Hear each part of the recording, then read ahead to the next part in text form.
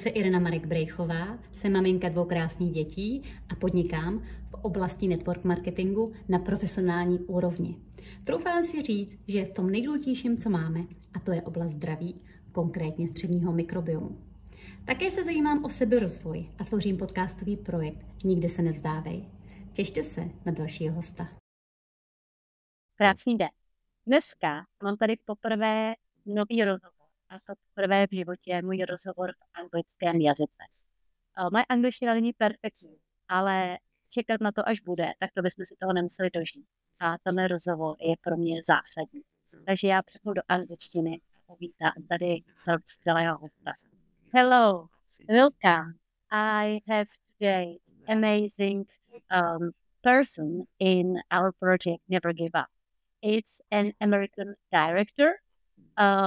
I met him in Czech Republic in Prague on his movie Mom's Rising. First time I saw him on a stage, he was standing there, and I saw beautiful eyes full of gratitude, compassion, and I was so surprised of this person. So I am very happy that we can have this man in this project Never Give Up. Thank you that you are here, Scott. Here is an American director, Scott Cervine. Hello, ahoy. Nice to see you. Hey, I see that we match. We've got the Never Give Up uniform. Absolutely, yes, it's nice. So, first question for Scott: who are you? What can you tell about yourself? That is a really good question. Who am I? Let's see. Who am I? I'm a father. I have a couple of extraordinary kids. I'm a media maker. I love making films that inspire and hopefully bring a sense of hope to people. That's my absolute favorite theme. And my current mission is to just create connection with people all around the world through cinema. I think movies can be kind of a universal language. They can help us share our stories. They can help us open our hearts. And so that's what I love. And that's what gets me up every morning, gets me out of bed, because I'm excited about the next film that I can make. So yeah, simple answer. I guess I'm a simple person. Yeah. Which movie did you create? Well, let's see. I've been doing it for well over 20 years. And so I've made a handful of feature-length documentaries. I'm probably best known for films like The Shadow Effect, which is a movie about the parts of our personality that we pretend like we don't have. We all have them. It's and that film was on the Oprah Winfrey channel here. I don't know if you're aware of that over there where you are, but it was there for quite a while. And that's where a lot of people have connected with my work. And then I also made Think and Grow Rich, the movie, which is based on one of the top 10 most widely read books of all time here in the U.S. I'm assuming it has some popularity there as well. Mm-hmm. And then I made a film called Mom's Rising, which is very near and dear to my heart because it's about extraordinary mothers and some of the stories that these mothers have lived, the lives that they've lived, just open my heart and inspire me every day. So there's 3 for you. Many more to come. Okay, you told 3 movies that we know. I really appreciate work and cooperation, you and Petr Štěpánek, because we know this film and they have also Czech subtitles and it's possible to buy them. So I think that we can put a link under this interview and people can see your beautiful movies. Yeah, the thing about Peter Stepanek is he's living that life that we're all reading about in these books. He's living it every day. So a great inspiration.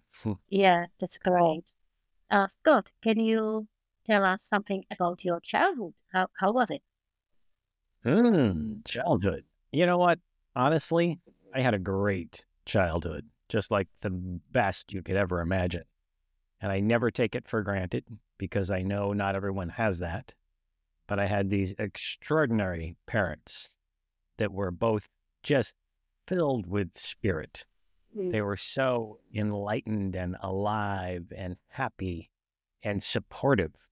Do you know, I don't have a single memory from my entire childhood when I didn't feel the complete and absolute support of both of my parents. And I know that that can be rare sometimes. So it's one of my most valued memories, one of my most valued gifts as a person was being raised by these two people. Del was my dad's name, Del and Bonnie. Del and Bonnie Cervine. Yeah, nothing but great memories. Interestingly enough, they always encouraged me to go after what I loved. You know, whatever my interest was, they were behind me 100%. Whether it was magic as a magician, as a younger man, or film, cinema, whatever it was, they were completely supportive. Now imagine that. I can't remember a single negative comment from either of them. It was always, what can we do to support you? That sounds great, Scott. What can we do to support that dream you have? So I'm one of the lucky ones. Very fortunate to have had that upbringing. Wow, I'm surprised because I have never listened to something like this. Yeah. It's amazing. Right. Okay, so you were a magician. Why magician? Really was. Yeah, I've always been attracted to the essence of magic. To me, a great magician is not someone who tricks you or fools you. It's someone who inspires you to experience wonder. They create kind of a stage play or something in person where just for a short amount of time, you suspend your disbelief and you believe that the miraculous is possible. To me, that's a great magician. They're more about inspiring wonder as opposed to tricking you or fooling you. So that's what drew me to the craft initially. And then you'd be surprised how many film directors started off or dabbled in magic. And I think it's because it's a very similar craft. You know, it's about inspiring wonder in the audience. So I auditioned for, as a very young dude, when I was about 15, a place called the Magic Castle in Hollywood, and got in. There were about 85 people there auditioning, hoping to get in.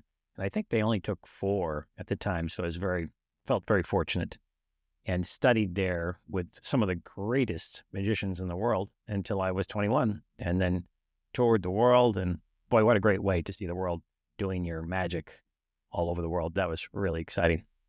And then while I was on the road performing, I came across this bookstore that had a book about filmmaking, and it just lit me up. I'm like, oh, it almost felt like I could tell stories on an even bigger canvas, because cinema seemed so unlimited to me. So it sparked a lot of interest in me. And then, yeah, a few years went by, and I just decided I'm going to do it. I'm going to take the plunge, and made my first film, and didn't have any idea what I was doing. None whatsoever. I had no training at all. I just walked into a room, wrote a script, and shot a feature-length film within about 2 months, which is just crazy. It's unheard of. And the film itself is not great. But you know what is great? All the things that I learned from that process. I think I learned more from that first film, which could be looked at as not very good, as just some of the greatest times like being in a university. I learned so much about filming and editing and working with actors. It was just like a master's degree, because I was actually in the process doing it, not just reading about it. So yeah, that was kind of the transition from magic into cinema. And then once I started making films, I just could not stop. So exciting. Yeah. And how did you manage to have like a job as magician and start and being the director? Yeah, it was a very, in a way, it was a very graceful transition, fortunately, because, you know, you've heard countless stories about filmmakers having no money and charging their credit cards. And fortunately, I did not have to do that. I was very successful as a magician. And so by night, I'd be on stage doing my illusions. And most days I'd be studying cinema, and spent years just devouring every book I could on the craft of cinema and watching every film that I could. I have a vivid memory, for example, of being in Berlin, in Germany, for about a year. And every night, 7 shows a week at the theater. And every day, riding home on the subway, just reading books about filmmaking and just immersed in it. So, again, how lucky was I to have this beautiful thing called magic to sustain me while I was studying the craft of motion pictures. It was such a gift. So that's kind of how I did it. Yeah. Wow. Sounds amazing. And it sounds peaceful and easily. So can you tell us something if something was like more difficult in your life? So first, I don't. Did you have any time that you want something give up? Oh, yeah. Just to be totally honest, of course, any artist has that. I have that all the time. I think you'd laugh out loud if you knew how often I had doubts. But I think the difference is, do you focus on the doubt? It sounds obvious to say, but you can either focus on the doubt or you can reignite your dream and focus on what you want to create. And even if your mind gets off track a little bit and you get in a little doubt, it's okay. That's meant to happen. You just reorient towards the fire, the enthusiasm about what you want to create. That's how I do it. But I don't mean to sugarcoat it too much. Do you know sugarcoat? No. Like make it too perfect. Like it's not just, a seamless, peaceful, floating trip down the path of creativity. Oh, not at all. In fact, I think the bigger your dream is, or for me, the bigger the project is, the more adversities come up. So the bigger like if I try to make a whole movie, oh my goodness, there's a universe of adversity that comes up. But I think after doing it all these years, you get better at navigating through it. And you know what the best tool is for navigating through adversity? Just having it be okay that it's there. I can't tell you as a younger man how many times an adversity would come up and I would make it mean something. I'd be like, uh-oh, see, I must not be talented enough. I must not be right for this job. I must not. As opposed to just going, oh, there's an adversity, reorient my focus on what I want and moving through it. So I think that's the greatest thing that I've learned personally on the creative path is just expecting the adversities to come up and finding a way to actually use them as fuel, So I hope that makes sense, but that's how I do it.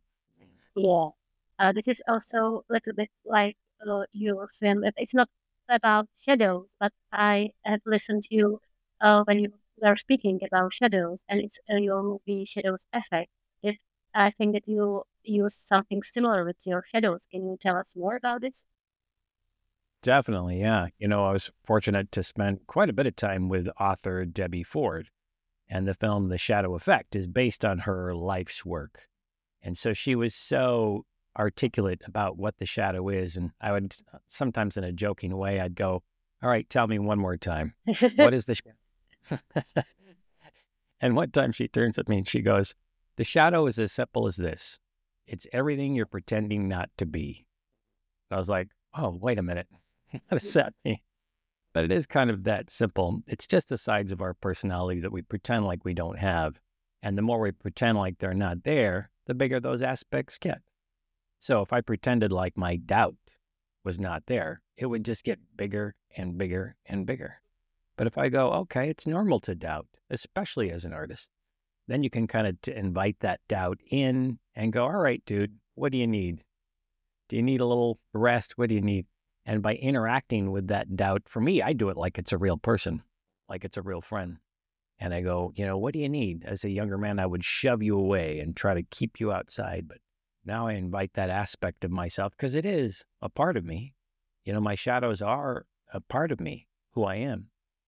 And it's any of those challenging things that we think of as bad things or we think of as blocks. They can turn into beautiful assets. Carl Jung, famous U.S. psychologist, coined that phrase, the gold is in the dark. And he just meant that people can become more of who they really are by not only discovering what their shadows are, but by embracing them. And it's tough for people to hear that sometimes because they think it means, oh, you're condoning some negative action, which you're never doing that. It's never about saying, oh, that part of harming someone else is okay. No, absolutely not. It's about a more intimate relationship with these thoughts that you have that could be perceived to be negative. How are you going to deal with that negative thought when it comes up? You got to shove it away, or you're going to go, okay, I'm a normal human being on a vibrant, creative path. It's natural to have those thoughts. What am I going to do now? Maybe I can just sit with that thought. Maybe I can invite it in. And then a funny little thing I do, I don't know if others do it or not, but once I've done that, then I can actually ask those parts for help.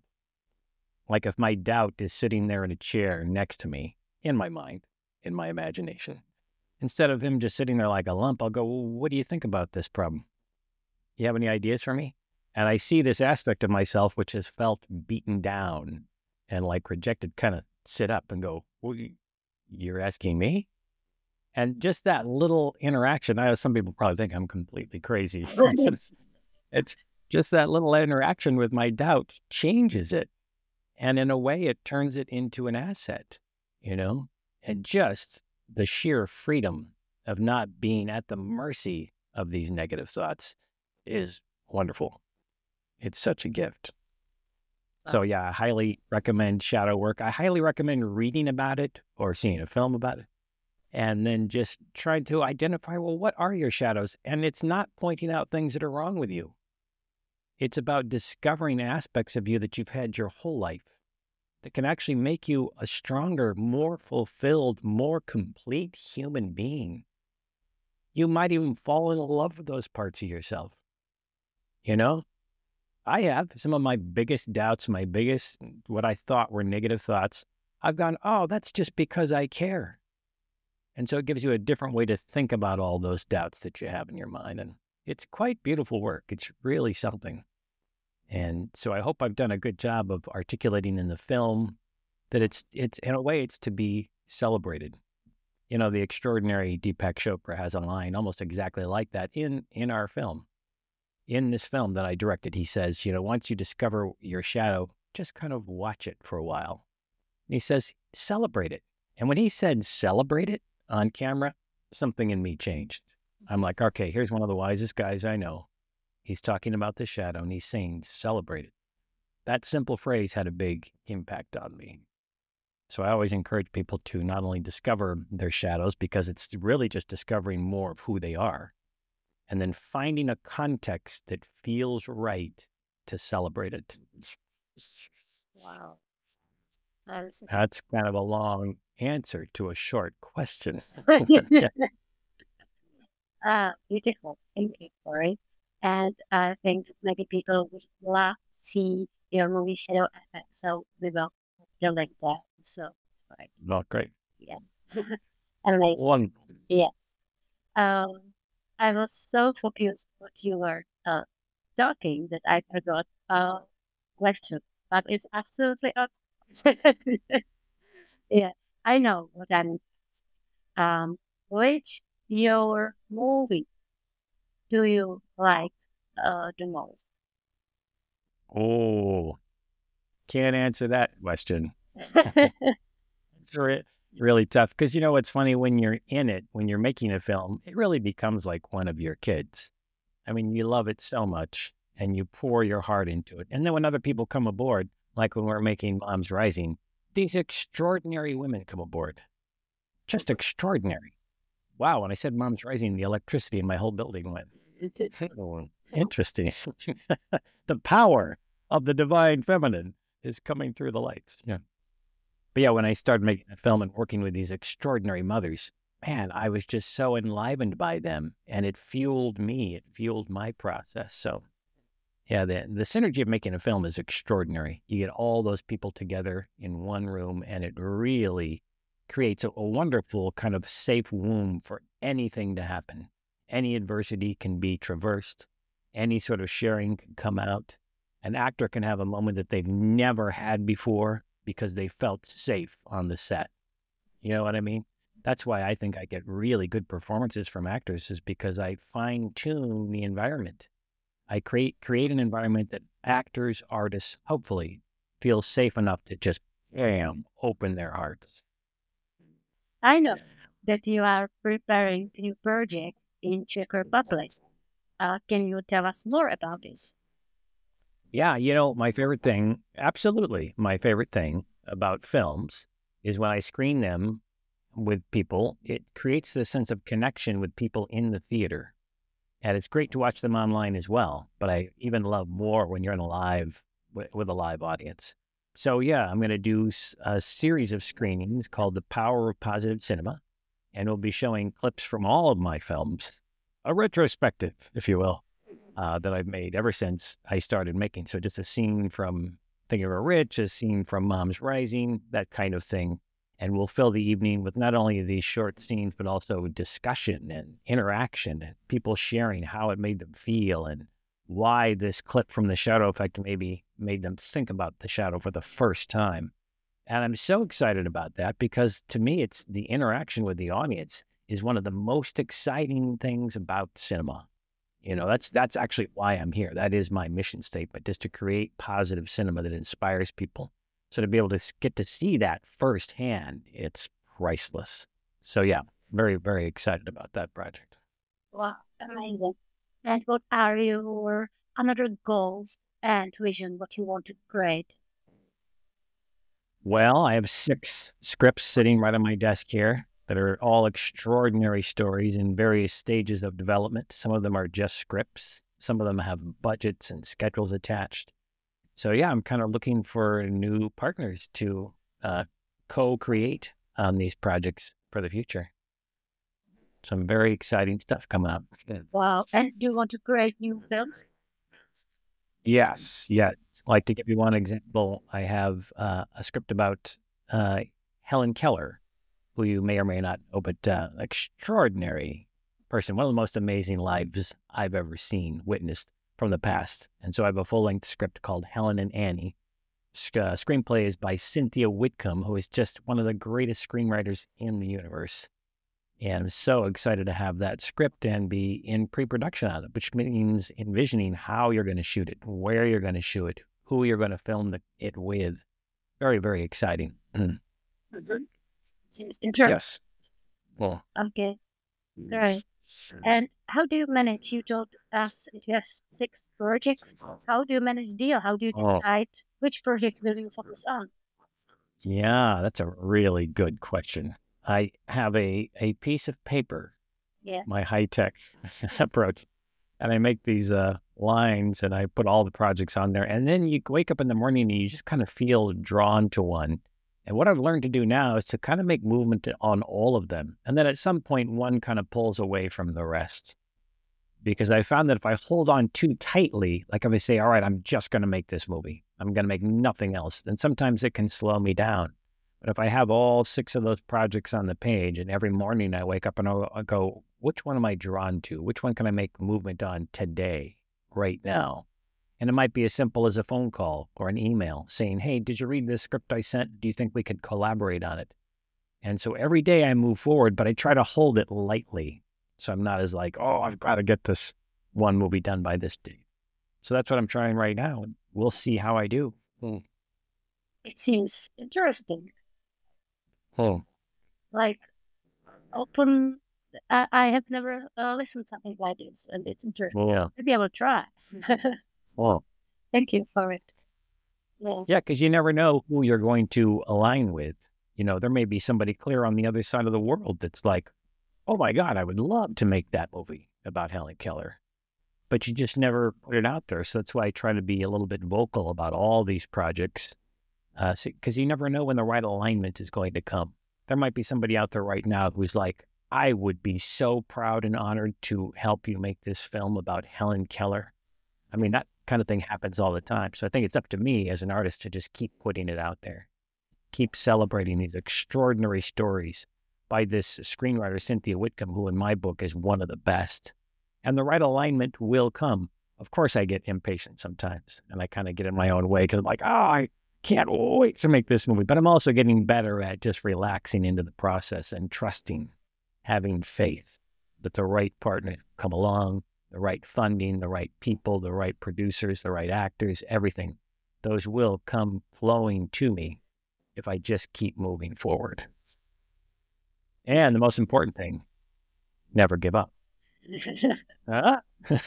Yes, this is Well, this is my other question. What does it mean for your sentence, never give up? Yeah, I think it's right about that. It's a very important phrase to me. I was immediately drawn to the idea of your podcast the second I saw the title, because when I saw that never give up, I thought, all right, what does that mean for me? And for me, it's about finding a way to never give up that keeps me in a place of joy, that keeps me in a place of positivity. Because for me personally, it just doesn't work to just grit my teeth and, I'm never going to give up. I need to find a way to be in peace and in flow and in joy while I'm never giving up. So yeah, finding out how you never give up is a really interesting inquiry. It's a really interesting thing to think about. And I'm successful some days and some days I'm not, but that's what I try to do, and never give up in a way that's always feeling positive and grounded and moving forward. Takes a lot of trust, takes a lot of commitment. Okay, so also do you have sometimes bad days? Oh, all the time. And I vocal about this like with younger filmmakers, because they're like, I started making this film and then I just couldn't finish it. And I try to lovingly go, so what? What are you doing today? Get back up, get started. One of my favorite people from the U.S. is Maya Angelou, who's in heaven now, but she would always have that phrase, and still I rise. And she had this great quote. I'll have to look up the exact wording of it, but something about what defines you is not the adversity that happens. What defines you is how you rise. How do you get back up? How do you move on after you've been knocked down? That's what life is all about, or it can be if you choose it that way. So I'm inspired by that. But yeah, every day, almost every day. I also have thoughts of like, well, can I do this, or doubt, or do I even want to do this? But it doesn't matter. If you have a divine purpose, if you're keyed into your purpose in life, then that will get you through any adversity. Thank you for your answer. Yeah. Well, yeah. I know that we spoke together about your happiness, about like person. How do you think that you are happy usually in your, for example, week? Oh, were we about the like the percentage of happiness? Exactly. Like sometimes. Yes. I have a couple of extraordinary brothers and an amazing sister, and we sometimes joke about that. All right, what's your number this week? Were you 95% happy or 40% happy? And yeah, honestly, I feel like I'm about 85% happy, which I think is a pretty good number. Absolutely. Yeah. Yeah.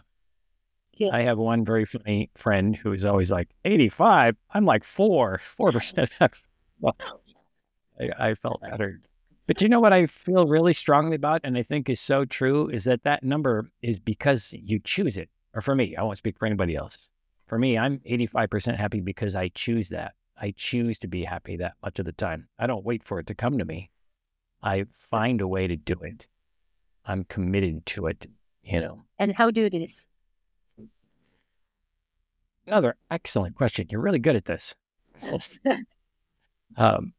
Honestly, some things I've never shared, some of the simplest things in the world work great. Like the other morning I woke up and it was one of those mornings where you just didn't want to get out of bed. It was a little too cold, a little too late. You had a little too many things to do. I just I don't know. And so I did that old-fashioned thing of just putting on a really uplifting song and let the music just blare through my whole house. And that did it. It got me up, got me going. Or sometimes if I'm really blocked, I'll take a really hot shower and then a really cold shower. And it's something about that changes my state, Do you work with your inside of your head? Yeah, I do. I'm not great at meditating. I'm trying to get better at it. But I do that sometimes. Yeah, I'll just stop and I'll meditate, or I'll do a guided meditation. It is really helpful. I don't honestly know why I have such a resistance to it when I know how well it works. But almost every time I do it, it works. So I do that. I do that pretty much on a daily basis. Yeah. Thank you. And I know that you have one project that you are not working on it now, but it's also your focus, and it's about your dad and your relationship between you and dad. Can you tell us more about this? Yeah. It's eventually going to be a podcast and a project, and it's called Between Worlds.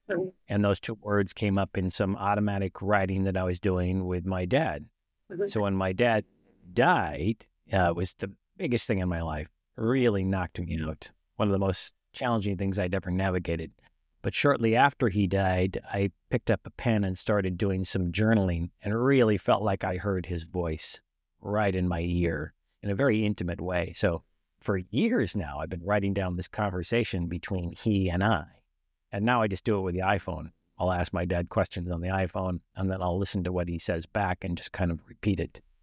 And so I have all this content that I'm going to put into sort of book form, audio form, and just share it. I don't know if anyone will resonate with it, but it's very inspiring for me. My dad was a really wise, wonderful mountain man, an extraordinary guy. And he seems to be even wiser in heaven. Questions, and just in my imagination, imagine what he's saying back. And some of the things he says are so beautiful and so poignant and so wise.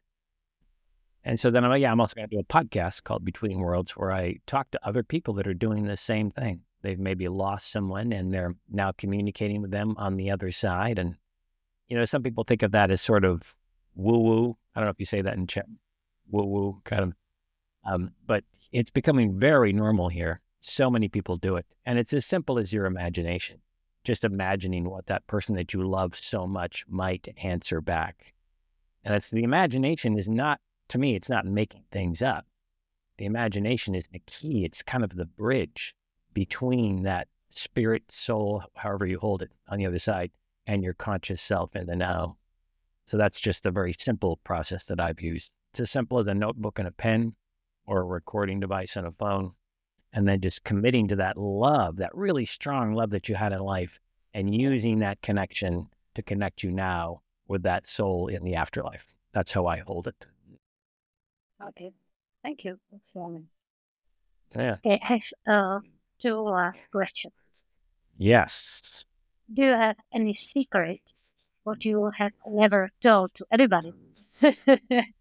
Wow, boy, that's a good question. A secret that I've never told to anybody. Or to some friend, but not to some interviews. Well, I'll just tell you the first thing that popped into my head. It may not be what you're looking for, but I do have something that looks like an Oscar statue. Yes.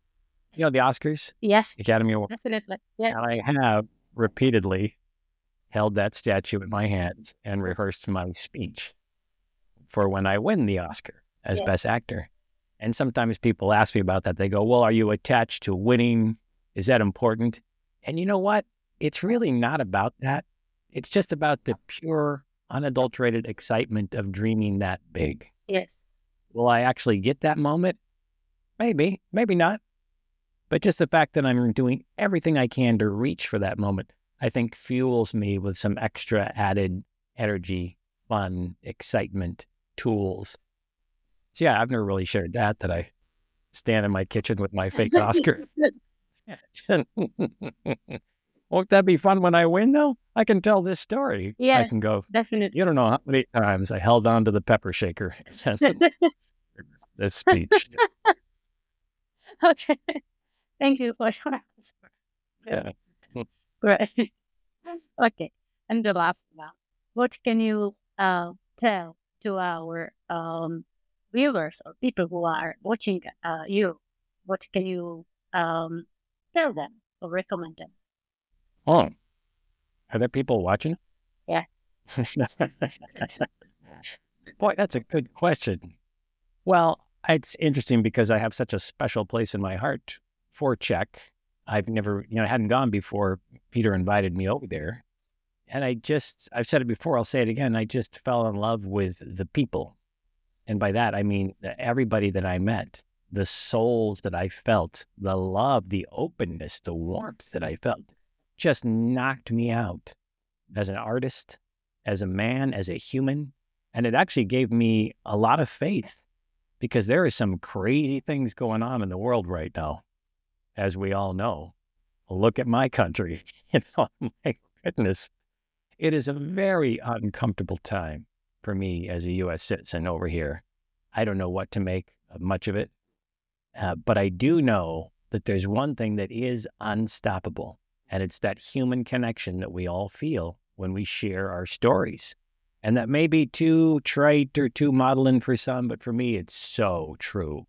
No matter how unsettled I feel about what's going on in my government or my life or my world, I know that every time I choose to go out and share one of my stories, which, by the way, inspires others to share their personal stories with me, those are the moments that I feel unstoppable. Those are the moments that I feel like I can navigate anything because of that synergistic energy that goes between us.